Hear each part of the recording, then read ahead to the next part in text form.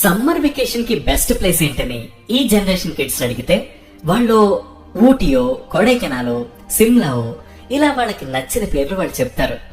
అదే ఒక్కసారి 90s kids ని అడిగి చూడండి, అందరూ కామన్ గా చెప్పే ఒక ప్లేస్ ఉంది. అదే అమ్మమ్మ గారిల్లు. ఆ పేరే ఓ ఎమోషన్.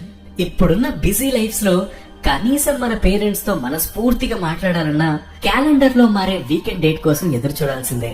ఎమోషన్స్ ని ఇంటర్నెట్ లో, రిలేషన్స్ ని సోషల్ మీడియాలో వెతుక్కునే ఈ జనరేషన్ కిడ్స్ కి ఏం తెలుసు, అమ్మమ్మ ఇంట్లో గడిపే ఆ ఒక్క రోజు చాలు 100 ఏళ్లకి కావలసిన జ్ఞాపకాలని ఇవ్వగలదని. పండగొస్తే చాలు మావయ్యలు, పెద్దమ్మలు, అన్నయ్యలు, మరదళ్ళు అందరూ ఒక చోట చేరి చేసే రచ్చ అంతా ఇంత కాదు. అదేంటో, అది నలుగురు మనుషులు పట్టే ఓ చిన్న ఇల్లైనా అంతమంది ఒక్క చోట చేరితే పుష్పక విమానంలాగా అసలు ఇరుకనేదే అనిపించదు.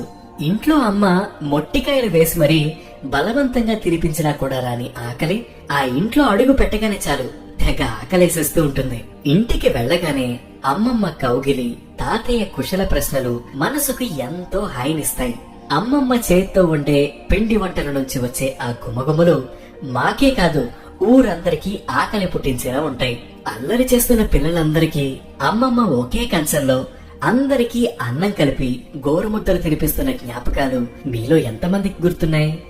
కాలక్షేపానికి పిల్లలందరూ కూర్చుని ఆడుకునే ఆటలు ఒక గదిలో, వంటలు చేస్తూ అమ్మమ్మతో పెదనాన్నల గురించి నేరాలు చెప్పే పెద్దమ్మల గుసగుసలు ఇంకో గదిలో, ప్రపంచ రాజకీయాల నుంచి గల్లీ రాజకీయాల వరకు అనవసరమైన విషయాలన్నీ అరుస్తూ చెప్పుకునే మావయ్యలు, పెదనాన్నలు, తాతయ్య ముచ్చట్లు మరో గదిలో, అల్లుడికి మర్యాదలు, తక్కువైతే అలకలు, సమర్థింపులు ఎంత బాగుండేవో కదా.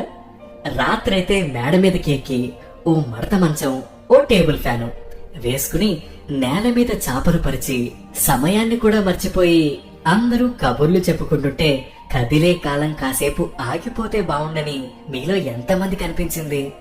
అమ్మమ్మ గారి ఇల్లు అనగానే మీకు గుర్తొచ్చే ఆ ఎమోషన్స్ ఏంటనేవి కామెంట్ సెక్షన్ లో మెన్షన్ చేయండి.